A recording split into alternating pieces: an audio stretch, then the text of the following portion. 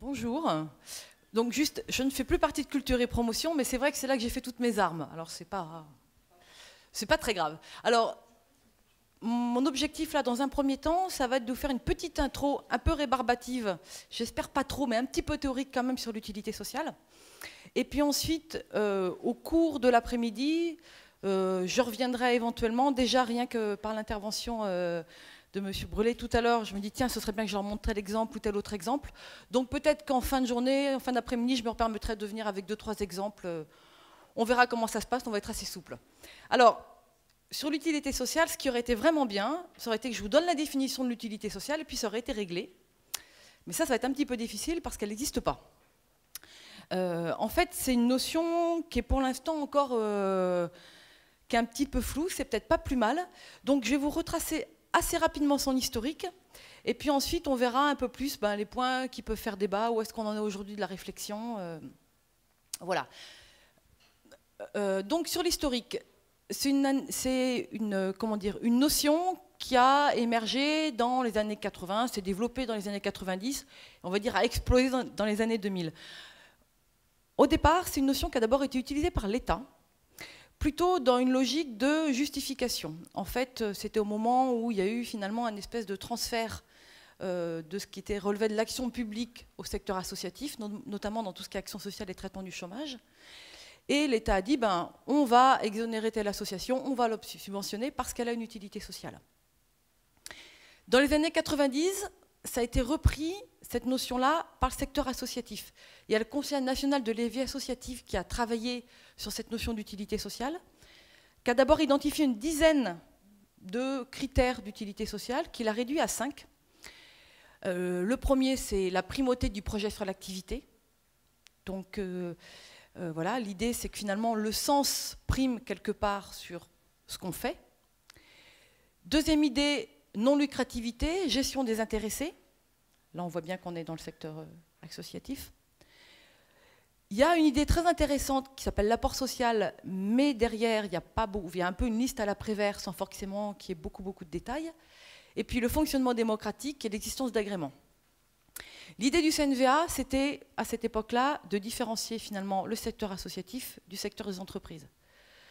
C'était la période où aussi le MoDem disait, on a une utilité sociale, la preuve, le problème, c'est l'emploi, et la réponse au problème de l'emploi, c'est quand même nous. Et le secteur associatif, essayer un peu de se différencier. Il y avait aussi l'idée de différencier au sein du secteur associatif un peu le bon grain de livret, parce qu'effectivement, il y avait des structures qui avaient un statut associatif, mais qui, en termes de contenu, finalement, n'avaient pas forcément une utilité sociale très forte. Et dans les années 90, on a l'instruction fiscale, qui est finalement la première définition de ce qu'est l'utilité sociale dans un texte, à savoir, enfin un texte produit par l'État, à savoir ce qui a une utilité sociale, est d'utilité sociale une activité qui est peu ou pas prise en compte par le marché et qui concerne des publics spécifiques. Personnes en difficulté, personnes au chômage, voilà. Donc c'est une définition qui a un intérêt, mais on ne voit pas forcément ce qu'il y a derrière l'utilité sociale, on ne voit pas non plus là le sens. Et je disais, c'est dans les années 2000 en fait que cette notion s'est beaucoup développée, d'abord par une série d'études et de rapports. Le premier rapport qui en parle vraiment, c'est le rapport de Lippietz. Et il parle d'utilité sociale en disant finalement il y a 3 niveaux d'utilité sociale, utilité écologique, utilité sociale mais au sens d'action sociale, il parle d'action en faveur des pauvres, très directement. Et puis il y a une autre utilité sociale, et là il parle d'un halo sociétal, et derrière c'est toute l'idée du lien social, du capital social. Donc finalement, quand on fait une action, il y a un effet sur un environnement, il y a des liens qui se tissent. Le rapport qui continue à faire date, c'est celui de Jean Gadret. En fait, il a fait une synthèse de différents travaux de recherche, plus d'une trentaine, des travaux de recherche qui avaient porté sur la notion de bénéfice collectif, de bien public, de bien commun. Et in fine, il dit finalement, il y a 3 grandes dimensions de l'utilité sociale qui vont du moins spécifique aux organisations de l'économie sociale au plus spécifique. Le moins spécifique, c'est une composante économique. Effectivement, on crée de l'emploi, ça a une utilité sociale. On a un chiffre d'affaires, on développe une activité, ça a une utilité sociale, mais qui est très large. Ensuite, on a lutte contre les exclusions et les inégalités. Donc là, effectivement, il met toute l'action sociale. développement humain et développement durable, on en a parlé déjà du développement durable. Dans l'acception de Jean Gadret, on est sur une idée un peu centrée sur l'environnement. Lien social de proximité, démocratie participative. On va retrouver notamment le halo sociétal ici. Innovation économique, sociale et institutionnelle. Utilité sociale interne, contagion externe. Alors, ce qui est intéressant de voir, c'est que, par exemple, l'innovation économique, sociale et institutionnelle, ils considèrent que c'est quelque chose qui est quand même très spécifique aux organisations de l'économie sociale. Ce qui me semble être intéressant à pointer, parce que ça fait une dizaine d'années que je travaille en accompagnement de structures sur des démarches d'évaluation de leur utilité sociale, et c'est vrai qu'elles ne perçoivent pas forcément qu'elles innovent. Autant quand on prend de la distance par rapport au terrain, effectivement, on voit qu'il y a plein d'innovations qui viennent du secteur de l'économie sociale. Si on regarde le service à la personne, par exemple, c'est manifeste. Mais l'association, localement, elle n'est pas forcément consciente de ça.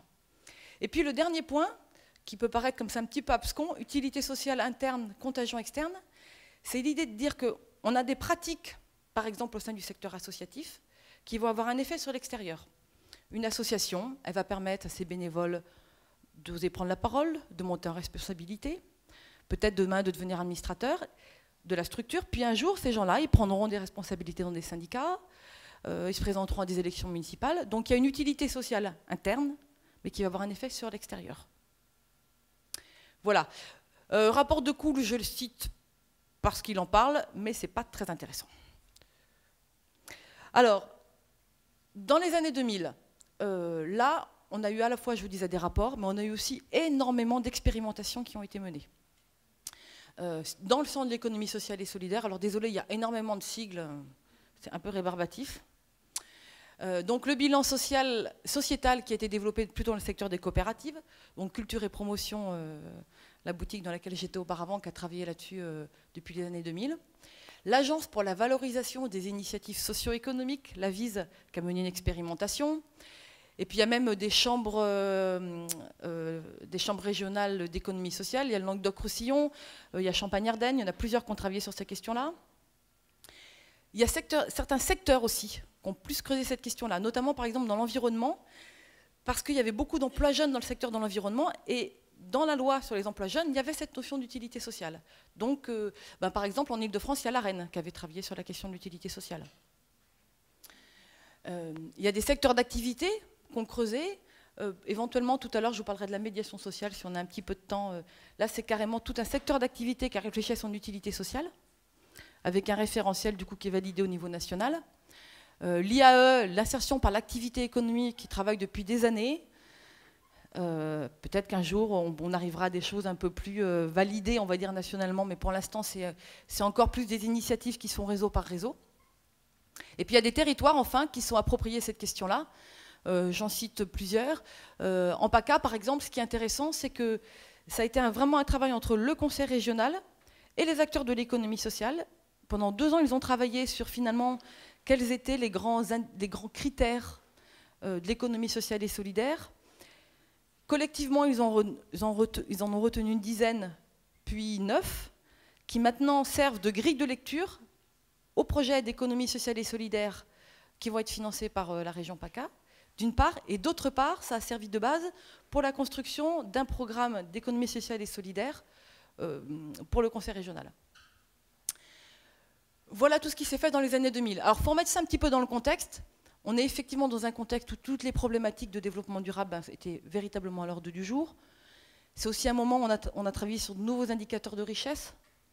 Donc, les nouveaux indicateurs des richesses, c'est effectivement comment on compte différemment. C'est-à-dire que notre manière de compter s'appuie sur les flux monétaires, ce qui fait qu'effectivement, quand il y a un bus qui se scratche dans un ravin, quand il y a l'ERICA, ça génère du flux monétaire, donc c'est une richesse.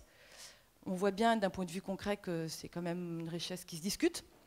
Donc il y a l'idée d'aller vers de nouveaux indicateurs. Parallèlement, plus dans le secteur de l'entreprise et dans l'entrepreneuriat social et solidaire, on a toute la réflexion autour de la responsabilité sociale des entreprises, avec la responsabilité sociale des organisations sous la norme ISO 26000. Et puis, on a beaucoup aussi en ce moment le développement de l'entrepreneuriat social, qui sont aussi des choses qui interrogent à un moment de temps l'économie sociale, enfin, pardon, l'utilité sociale. Donc voilà un petit peu les années 2000, et puis je termine sur cette partie un peu plus un peu historique sur où est-ce qu'on en est aujourd'hui dans les années 2010. On est quand même sur une tendance qui est à une reconnaissance de l'utilité sociale de l'utilité sociale de l'économie sociale et solidaire par l'État. Il y a eu le rapport Vercamer qui propose l'idée de label. Derrière, il y a une commission label qui s'est mise au sein du Conseil supérieur de l'économie sociale et solidaire pour réfléchir à effectivement quelle pertinence d'un label de l'économie sociale et solidaire. Et puis c'est une notion qu'on devrait peut-être retrouver dans la future loi cadre sur l'économie sociale et solidaire. Parallèlement à ça, les acteurs de l'ESS réfléchissent aussi. Il y a des réflexions autour d'une certification. Par exemple, il y a un projet qui s'appelle Valores en ce moment qui est un peu en réflexion.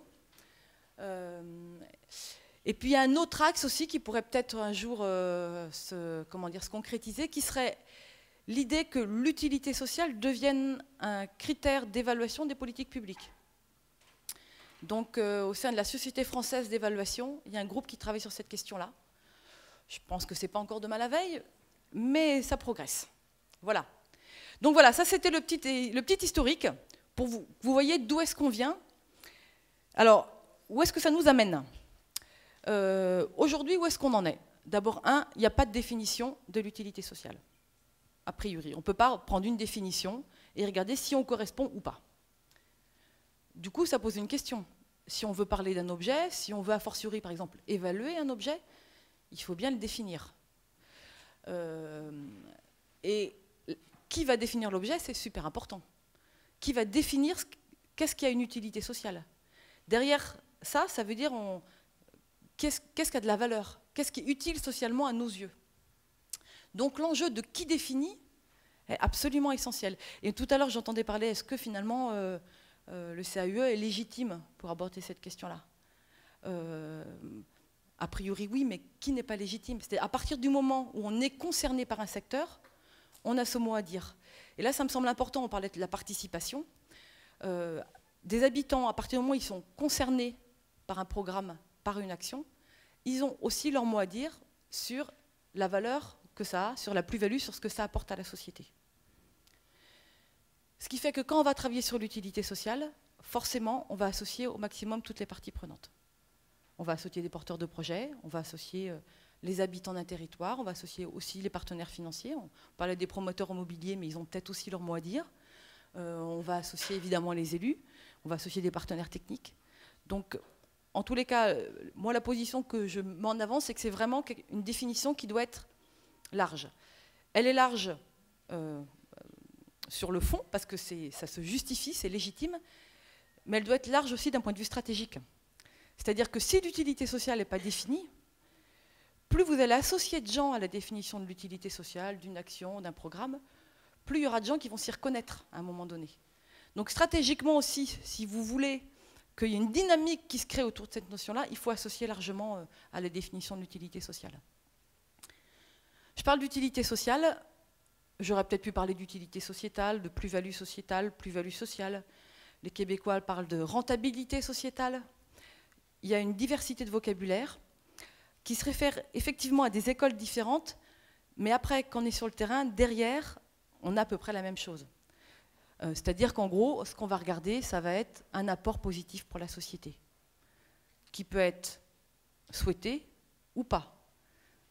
Le souhaiter ou pas est important parce que si on regarde que les apports qu'on souhaite, on va finir par évaluer, par exemple sur une démarche d'évaluation, le projet associatif, les finalités de l'action. L'utilité sociale, il faut s'autoriser à regarder plus large que les propres objectifs.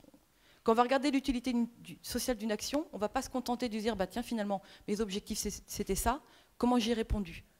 À la limite, on oublie un instant l'action, on se dit mais finalement, qu'est-ce que ça a apporté sur un territoire donné, qu'est-ce que ça a apporté aux habitants. Je voulais aussi différencier les notions d'utilité sociale et d'intérêt général. L'intérêt général va être porté par l'État, alors qu'on voit bien la notion d'utilité sociale, elle a émergé en même temps que la montée en puissance de la société civile. Et quelque part, la notion d'utilité sociale, c'est la société civile qui dit ben, moi aussi j'ai mon mot à dire sur ce qui a de la valeur.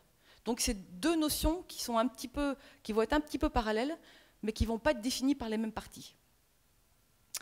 Et puis un dernier point, qui peut peut-être expliquer que l'utilité sociale n'est pas si facile que ça à définir, c'est que, évidemment, l'utilité sociale, elle va varier selon les personnes parce que ça va dépendre des valeurs qu'on porte. Quand Greenpeace arraisonne un bateau, eh ben pour certains, c'est une utilité sociale, mais pas pour tout le monde. Donc, ça va dépendre aussi du contexte. Un cinéma en plein cœur de Paris n'a pas tout à fait la même utilité sociale qu'un cinéma dans une zone très rurale de l'Essonne. J'imagine, je ne connais pas très bien l'Essonne, mais bon. Tout ça pour dire que, voilà, on ne peut pas simplement regarder l'activité, ça va vraiment dépendre des valeurs et ça va dépendre aussi du milieu dans lequel on est. Alors bon, je vous disais qu'il n'y avait pas de définition, il y a quand même eu des essais. Mais vous allez voir, elles ne sont pas forcément très, très opérationnelles. J'ai repris celle de Jean Gadret, qui dit que est d'utilité sociale l'activité d'une organisation de l'économie sociale, c'était son sujet, qui a pour résultat constatable, et en général pour objectif explicite, au-delà d'autres objectifs éventuels de production de biens et de services destinés à des usages individuels, de contribuer à la cohésion sociale, notamment par la réduction des inégalités, la solidarité, nationale, internationale ou locale, à la sociabilité et à l'amélioration des conditions collectives de développement humain, éducation, santé, environnement, démocratie. Donc vous voyez que c'est assez large et que ce n'est pas très opérationnel. Lui-même dit ne l'utilisez pas. C'est-à-dire que l'intérêt, quand on veut travailler sur l'utilité sociale, ce n'est pas de prendre la définition et de voir si on répond, c'est plutôt oublier la définition, se questionner, mais finalement, qu'est-ce que telle action, qu'est-ce que tel projet, qu'est-ce que tel programme, qu'est-ce que tel collectif apporte à un territoire, aux habitants.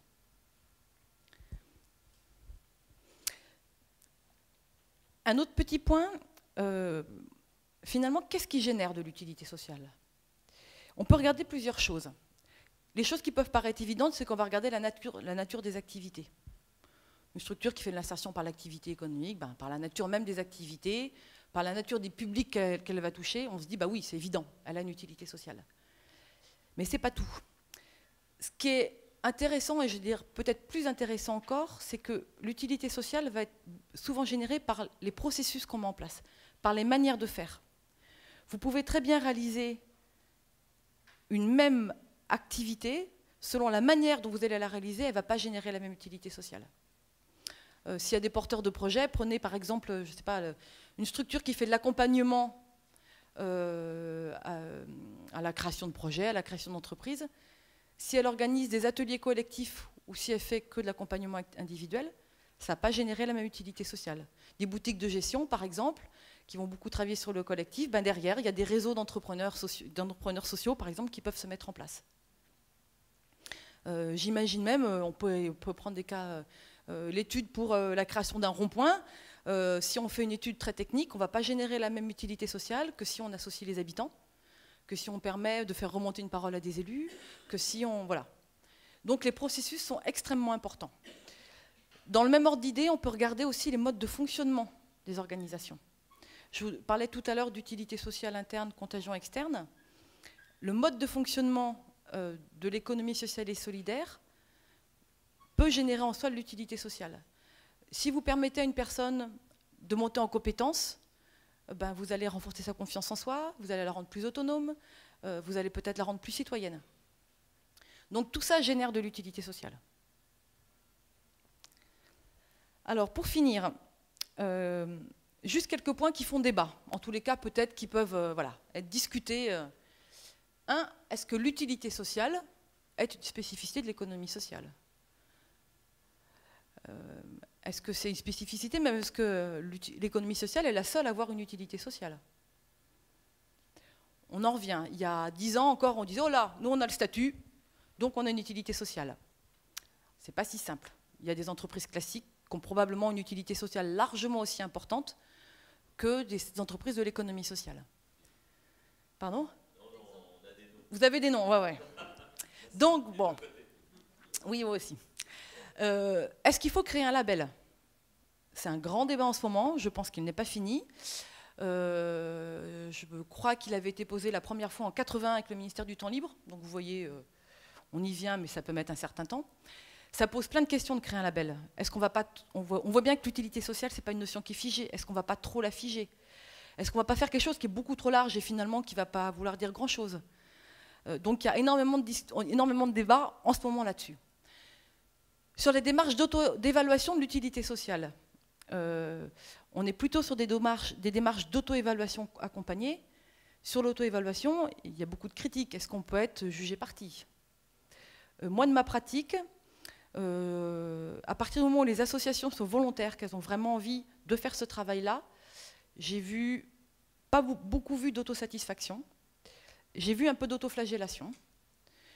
Et l'évaluation externe, enfin, en plus, on les oppose complètement. Moi, je les vois plutôt comme un continuum, avec à un bout l'auto-évaluation pure, à l'autre l'évaluation externe pure. Je crois ni à un bout ni à l'autre, ça se trouve forcément entre les deux. C'est-à-dire que l'auto-évaluation seule, c'est très difficile.